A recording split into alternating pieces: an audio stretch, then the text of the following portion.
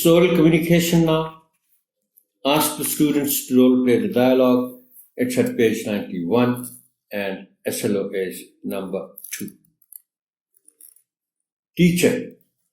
Good morning, students. Do you know what's the date today? Student.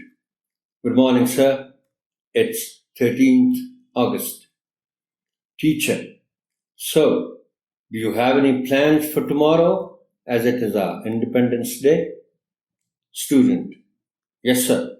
We will buy a big flag and place it on the roof of our house to show love for a country. Teacher. Okay. Tell me what you will do after the Independence Day. Will you let the flag or bring it down? Student.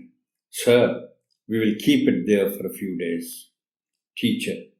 Well, in my opinion, you should bring it down the next day, wrap it properly, and put it at some safe place.